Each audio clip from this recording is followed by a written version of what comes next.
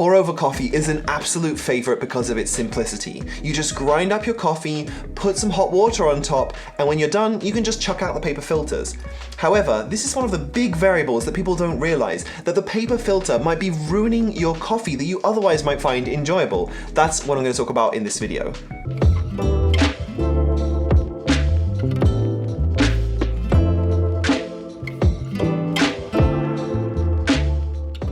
Most people think that buying whichever brand you can find of cheap paper coffee filters is just fine. After all, it's just paper, right? Well, I went to a coffee seminar recently in Tokyo and found out a whole bunch of really interesting information about how to use the right paper filter for the kind of coffee that you like. From the first time I used pour-over, I've always used conical filters with my Hario V60, which I made a video about all the way back when I first started this channel. Oh my god, please don't watch that video, it's embarrassing, the quality, as well as my tragic hair. Recently, because of the coffee seminar that I went to, I've switched over to using an origami filter, which is made here in Japan, along with ripple filters, which makes a really big difference to the flavor of the coffee. One of the major things that I learned was that the conical filters that I've been using for pour-over actually were increasing the acidity of coffee in the cup, whereas these ripple filters allow the coffee to move through a lot more quickly and therefore don't extract as much acidity. Now, while I'm not saying that there's anything wrong with a conical filter, you might not have thought about how this shape impacts the flavor of your coffee compared to something like a flat-bottomed ripple filter. You see, the water in a conical paper filter will travel down through a large amount of coffee, which generally means that the top of the bed will be unevenly extracted and the bottom will be extracted a lot more by having almost all of the water filter down through it constantly throughout the brew. Like I said, this doesn't mean that it's bad, but it will result in a markedly more acidic brew, which is not something that I like in pour-over coffee. So if you're a big fan of acidity in coffee, like some of my coffee-loving friends, then you should definitely use a conical filter. However, if you prefer a mellower tasting tea-like coffee like myself, then you should go for a ripple filter. This one is super acidic. And then this guy is much more mellow, zero acidity, which is crazy because it's like the same grinder, the exact same grind, same coffee. The only difference is the paper filter, which is nuts. I much prefer this one. Next up is bleached versus unbleached coffee filter papers. Some people have become convinced that either one might add a sort of papery taste to their coffee, but trust me, this isn't really a problem. All you have to do is add some hot water to the filter, pour it on a little bit, and that will also heat your coffee cup before you put in your ground coffee. This will take away any of that papery taste.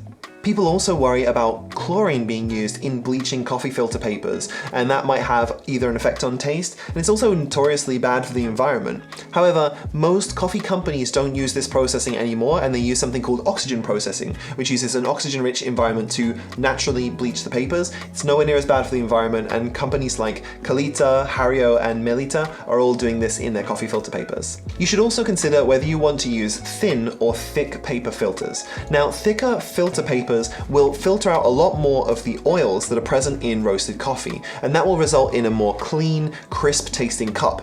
However, it'll also have a little bit less body because those oils add a lot to the texture of the coffee in the cup. Again, this isn't a case of what is better or worse. It really just depends on how you like coffee. If you like coffee that has that rich, thick body, then you should use a thinner filter paper so it doesn't filter out those oils that add that kind of texture. However, if you much prefer something like a crisp, clean tasting cup of coffee, then go for a thicker filter paper that will pull out more of those oils. My personal favorite is the Kalita ripple filter because it's thin enough that it allows some of the oils through, so you get that nice rich body, and I also prefer ripple filters because I don't really like strong acidity in my coffee. Finally, I just want to thank all of you for watching my videos. I just jumped over 10,000 subscribers, which is a huge deal for me. Yay!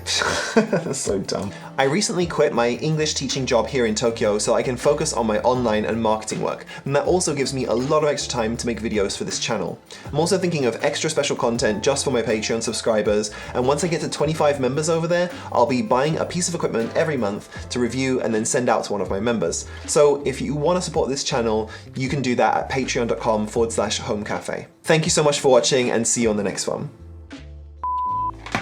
Okay. Hi everyone, it's me, Charlie. I'm not wearing glasses this time, I'm wearing contact lenses. Doo-doo. Most people think that buying whichever cheap paper